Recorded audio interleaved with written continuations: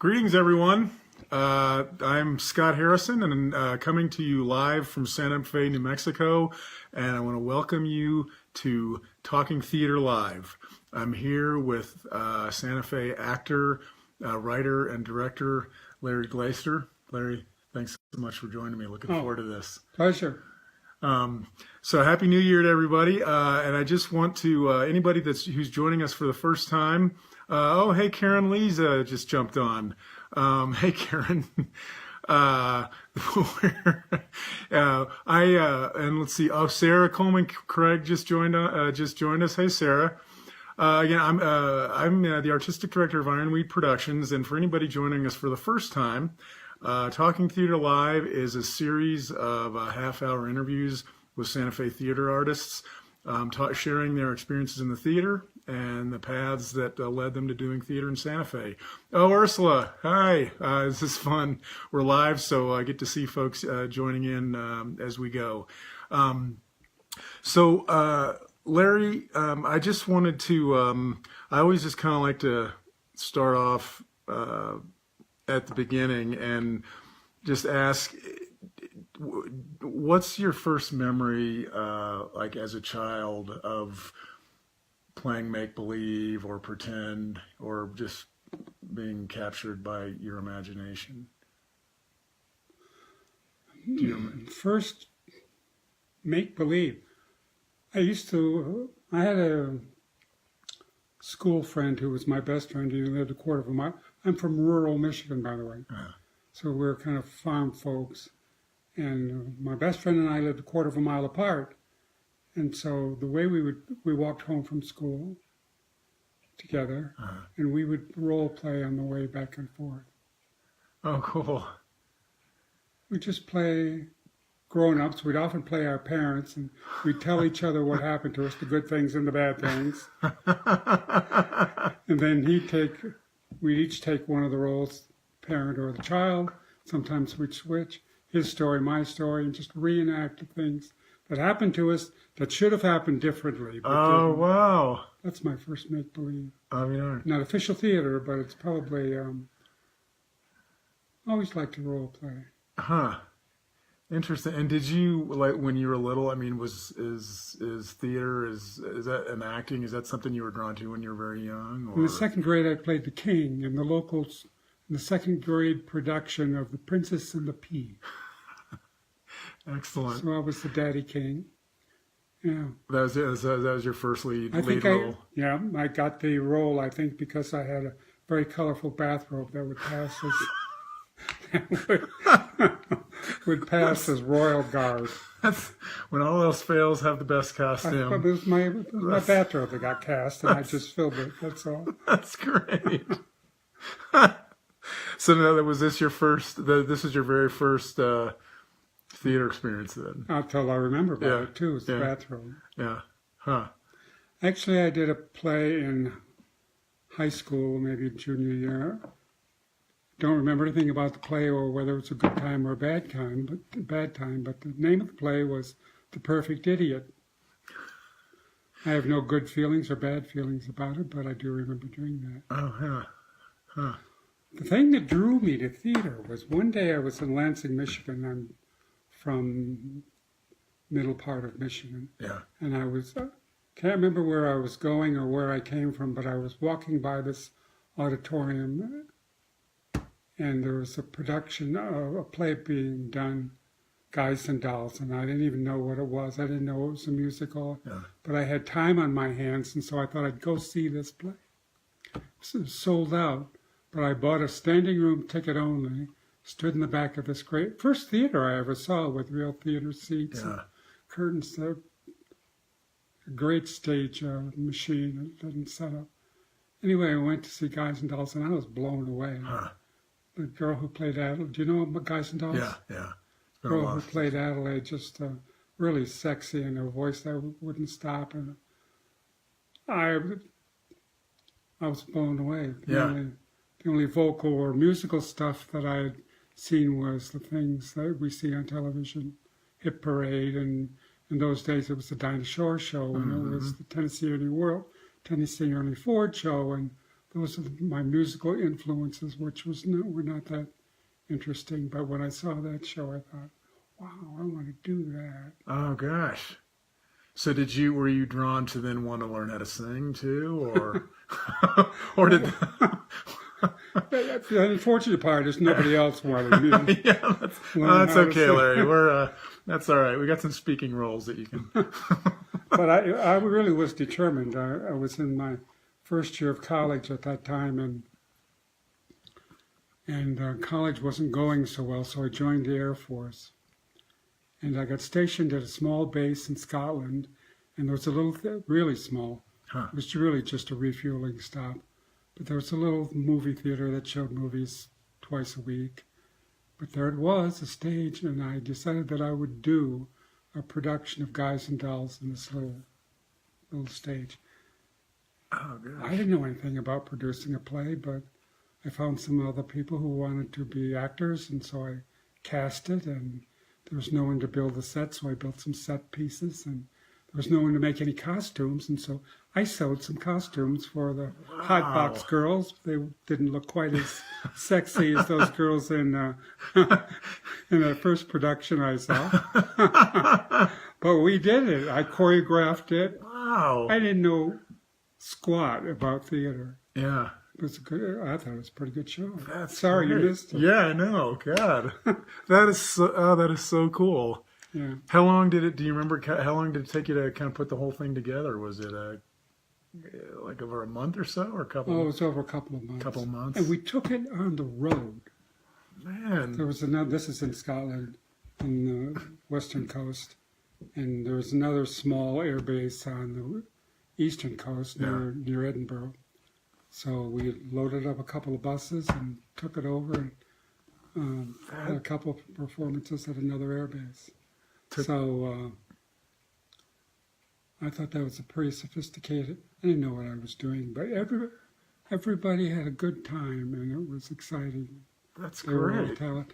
I can't sing, but I played Nathan Detroit anyway in this production, so I did almost everything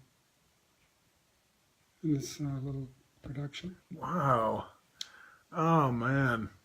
That and have you had a chance to do that production since, or? No, Yeah. Yeah. but I'd go see it almost if it was possible. It was great. Probably not the best musical in town, but it was pretty exciting as the first introduction. Yeah. Now, and how many folks were in the cat? Do you remember? I mean, was it? Oh, let me see. There were probably the Hot Box Girls in Adelaide and Sarah, so there was maybe 7 girls there, and maybe there were 15 people in the cast. Do you remember a lot of these people done any theater before, or were some of them just totally new to They were theater? totally new. Oh, They were man. all totally new. What a cool! Oh, that is really, really cool. The girl who played Adelaide couldn't sing either, Yeah. and I could. Turned out later I found out that I was totally tone deaf. I've been in 4 musicals. One was Brigadoon, and I played the comedy lead. It's the only musical ever written where the comedy lead has no songs to sing. So it's just dialogue. But I'm delighted to have that second musical on my resume. Hey, look there. Done a couple of them. Yeah, that's Done right. a couple of them. That's right. I went to the American Academy of Dramatic Arts in New York City, and there was a production of Most Happy Fella.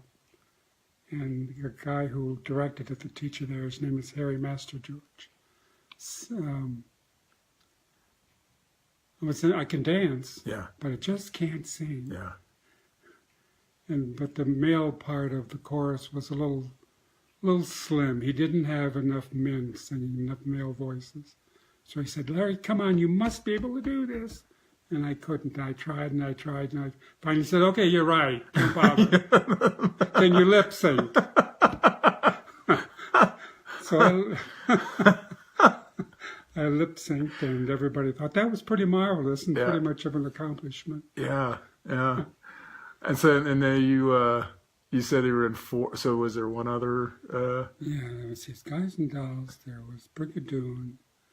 There was Most Happy Fella, and there was I Do, I Do. Uh-huh.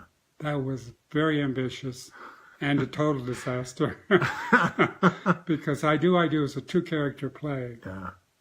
And there I am. So I played it like Rex Harrison would play it, you know. So, right.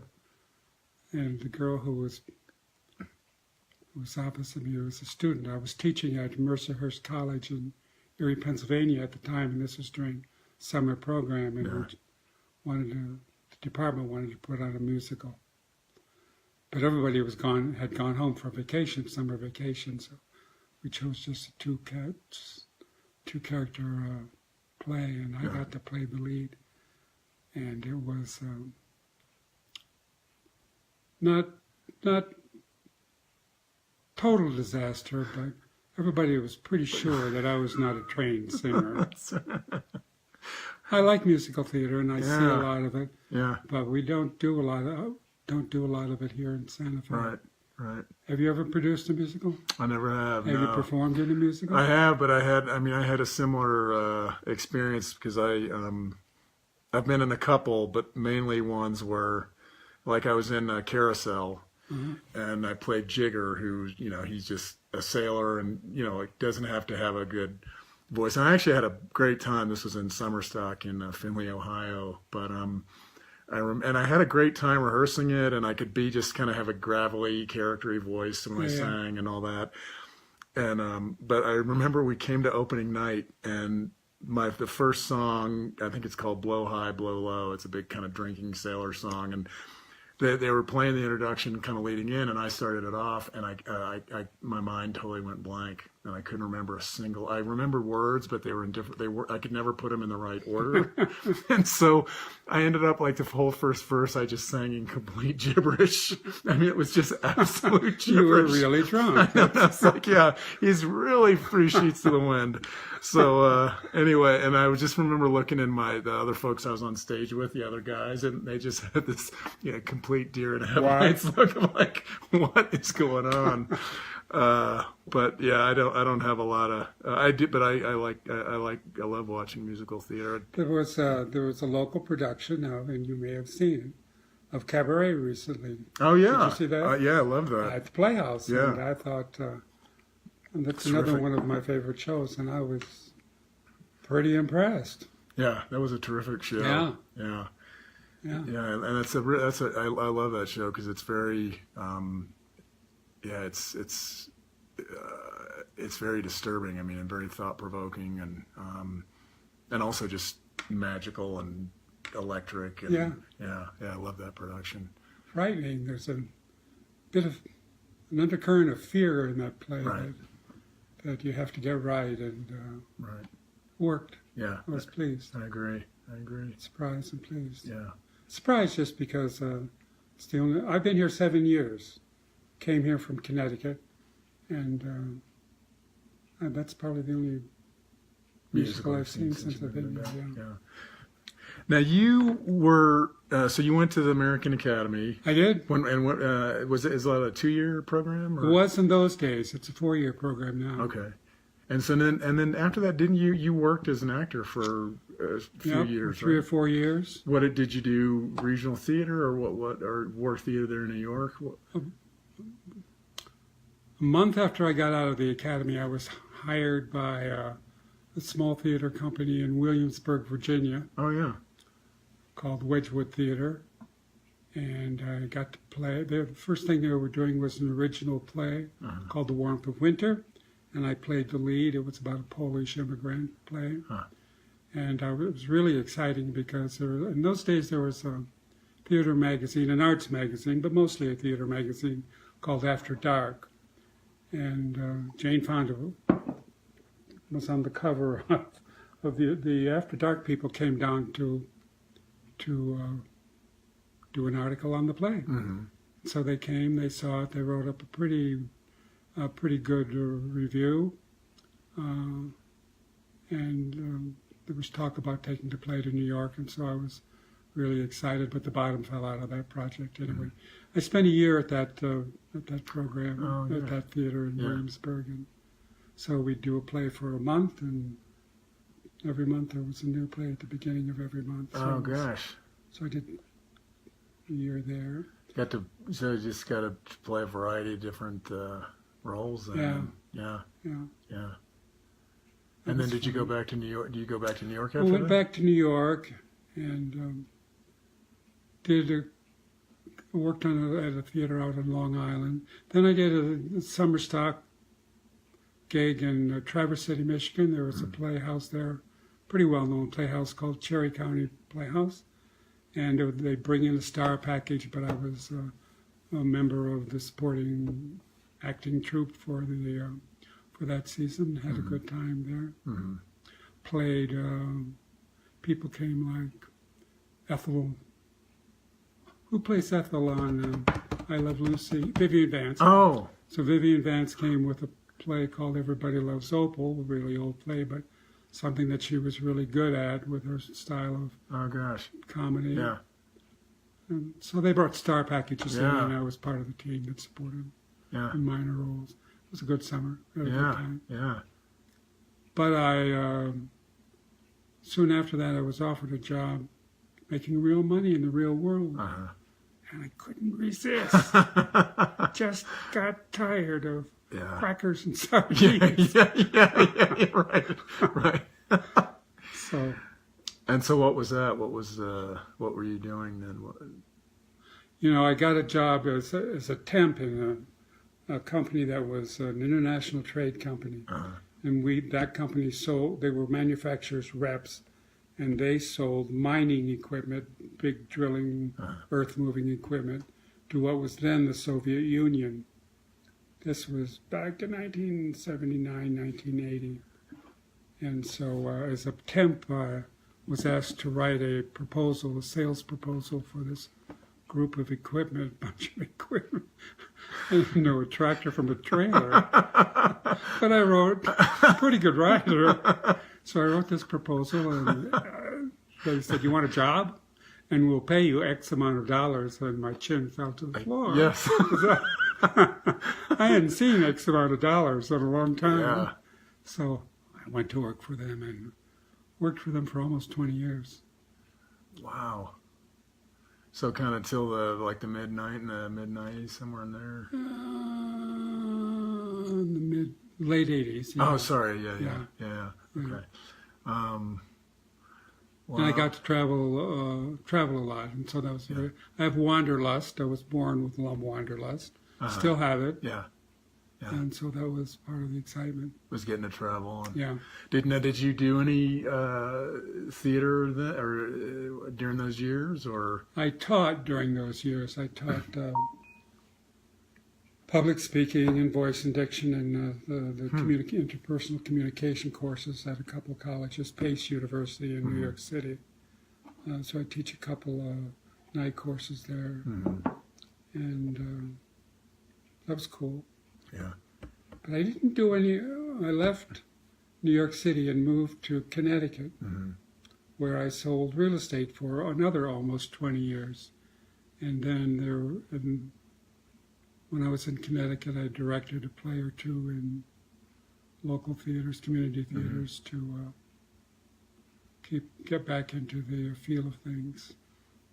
Interesting. And then because now you're a playwright as well, when did the writing surface? When did the writing surface? In the 70s.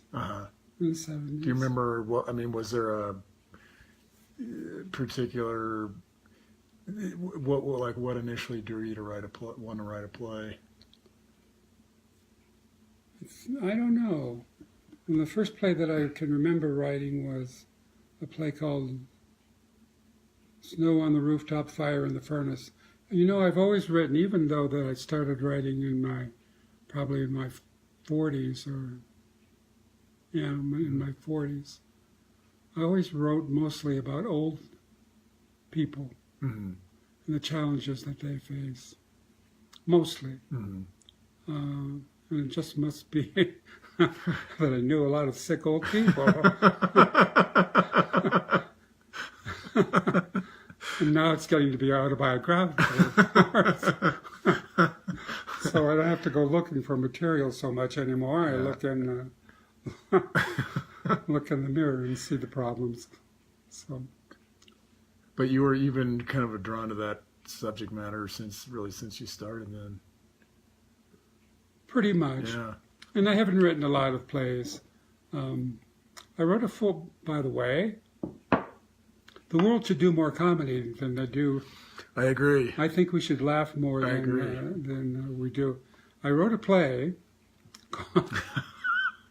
which has been published by Dramaturges Publishing Company, called Writer's Cramp, or How Will Shakespeare Got into Show Business.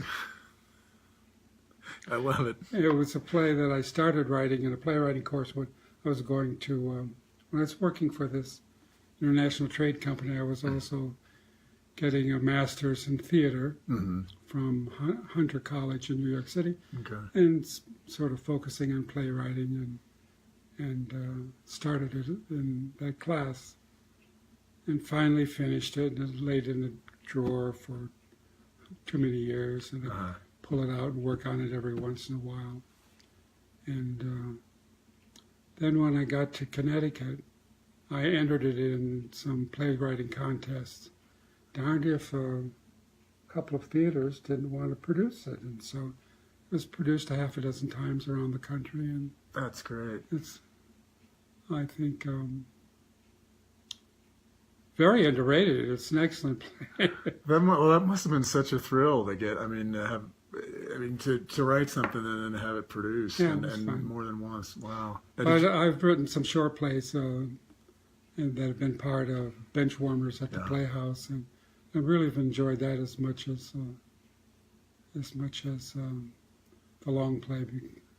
The short, yeah. Yeah.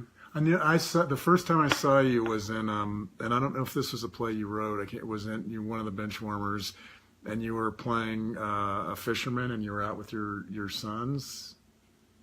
I was a grandfather. I was out with my son and my grandson. Okay, right. And we were fly fishing in the river. That was written by Kelly Huertas, who is now president of the board at the Playhouse. Right. And, I love that. I had just gotten to Santa Fe at that time. Yeah. As soon as I got to Santa Fe, I saw some promotion on Benchwarmers in the Short Play Festival, and I had a couple of short plays, and I thought, well, let me go down and see if there's some possibility.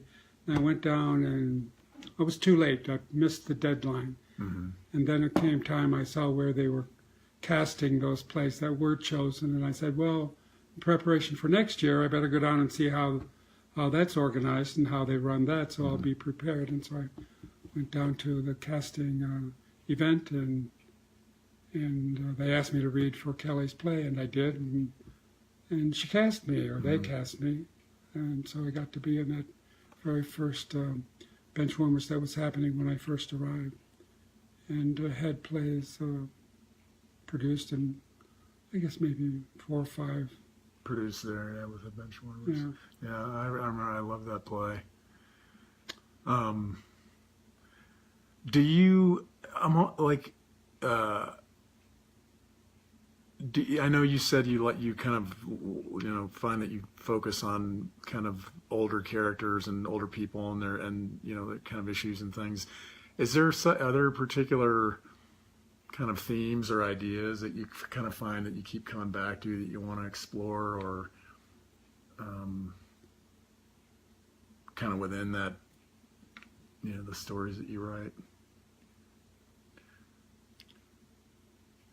I'm trying to think if there's a thread that's that I like to work with. Yeah.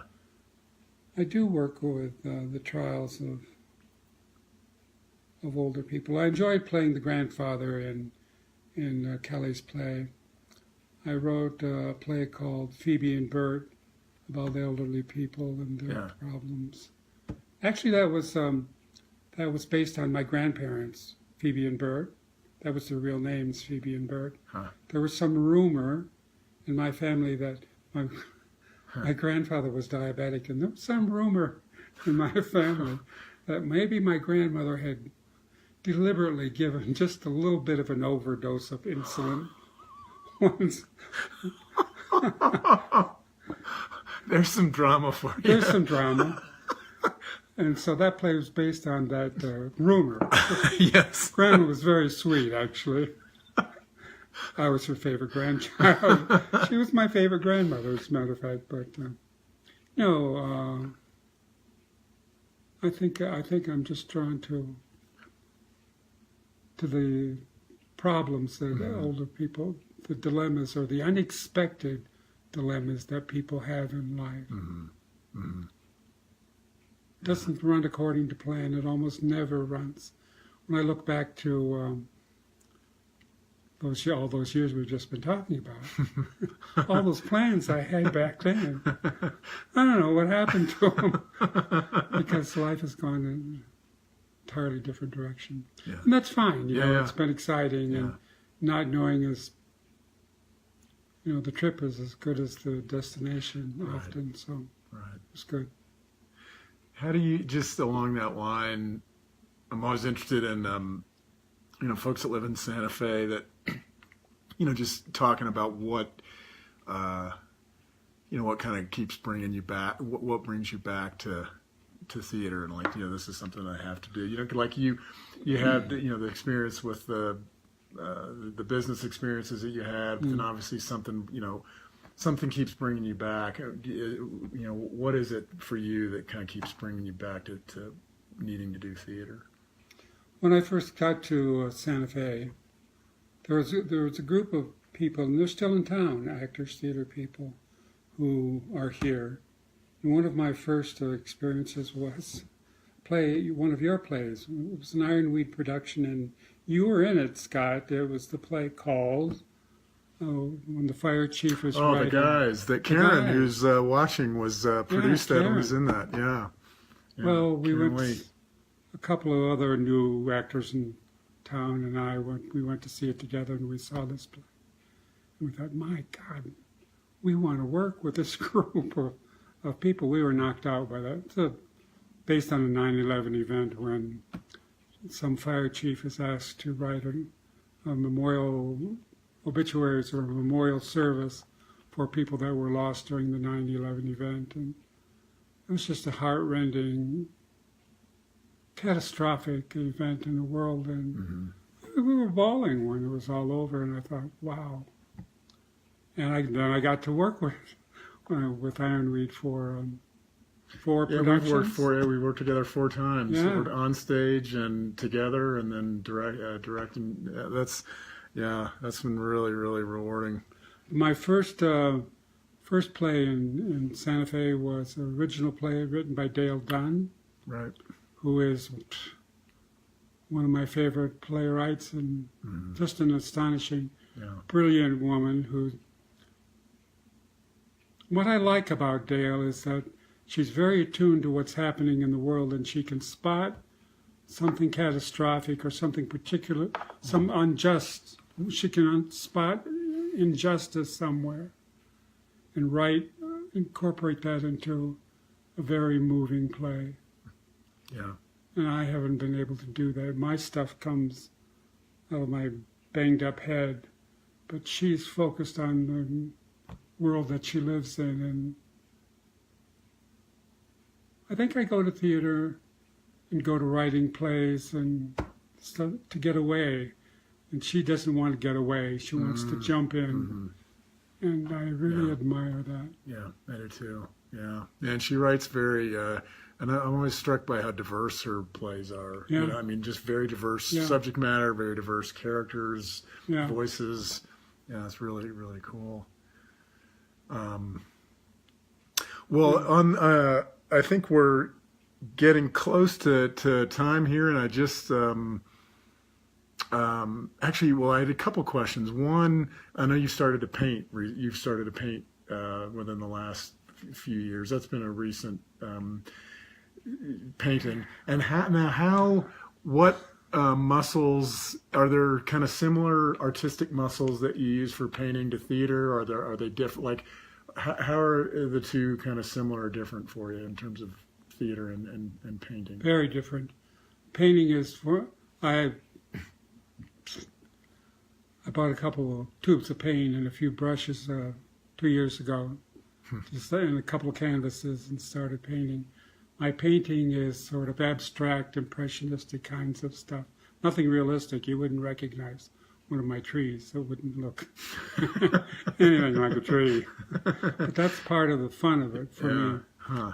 I'm a hermit by nature. I come from rural stock, and there wasn't anybody to mix with or socialize with much when I was growing up.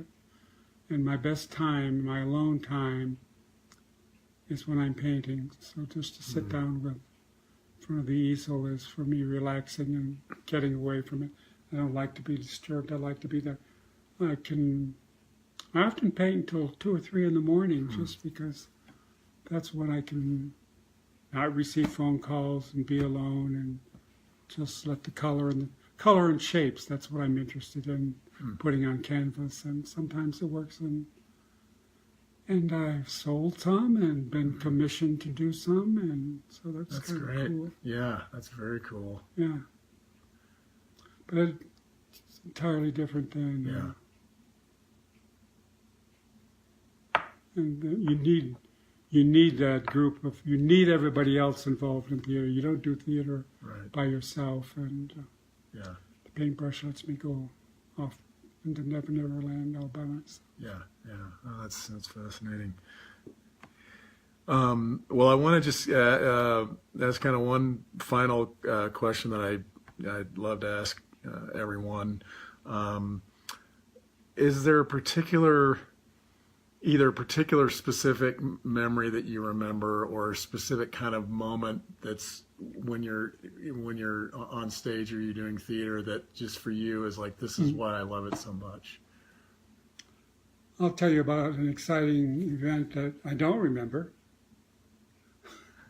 We were doing, in this at Wedgwood Theater in Williamsburg, Virginia, we were doing a play called Everything in the Garden. It was a play that Edward Albee adapted from an English play. I think of the same name, if I'm not mistaken, but it was set in this country. And it was a play about a man and a woman who live in a country club community. And turns out that the woman is part of a prostitution ring. And so she and a group of women who live in that community have this amazing business set up. And I play the neighbor, and I discover them and reveal them.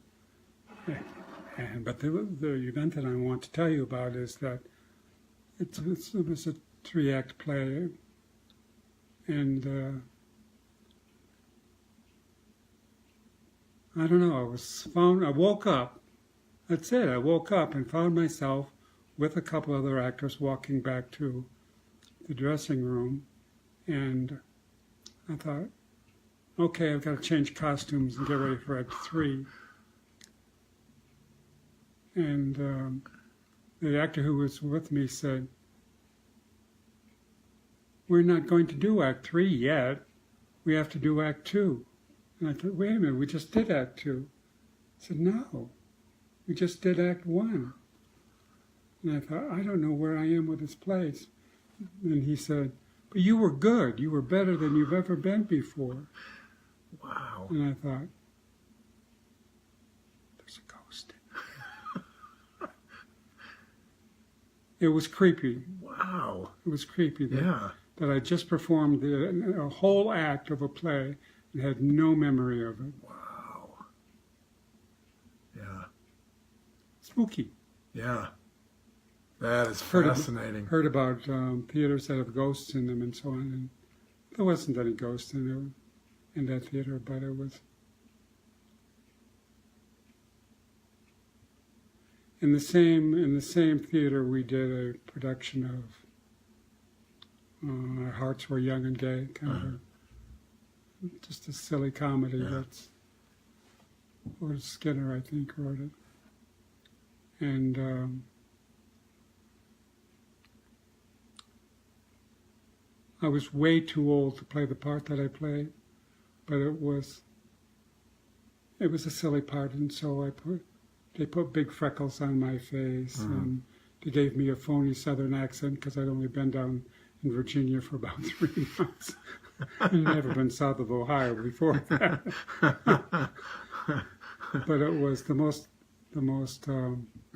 incongruous casting ever, probably in the history of theater. But it was one of the best times I've ever had. So Wow. you never can tell how a performance or how a show's going to turn out. Right. Yeah. Yeah. Oh, well, Larry, thanks. Yeah, this has been really wonderful hearing your stories and your journey. I mean, people's journey in the theaters never fails to yield just really fascinating stories.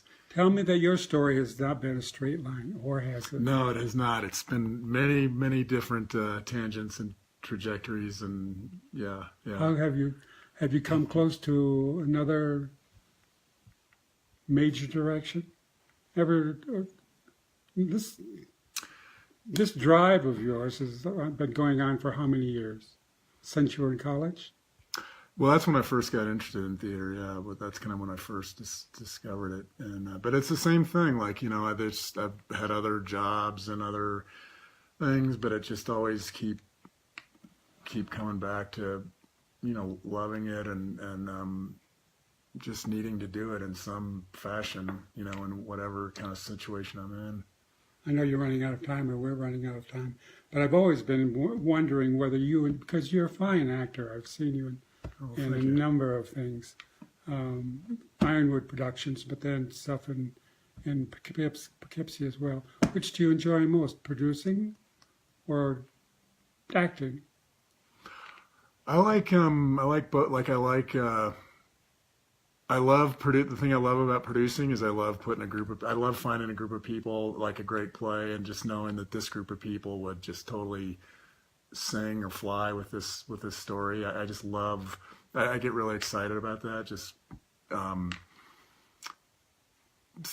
putting people together around a story. And thinking about, oh, so and so would be great. They need to play this part. I mean, that kind of thing is really exciting to me as a producer. But no, I think each feeds the other. In directing, I always learn something about directing from acting, and vice versa. So there's pieces of each of them that I love and kind of feed the others. So thanks for that's a good question though. Thanks for the question. Yeah. And thank you so much, Larry, for the time. And I just I want to thank all of you all for joining us for Talking Theater Live. Again, we will post this on our Ironweed Facebook page, so you can like us, Ironweed Ironweed Santa Fe on Facebook. And we will also be announcing on my Facebook page and on Ironweed our next interview. But again, Larry, thank you so much. Thank you all very much. And until next time, good night. Good night.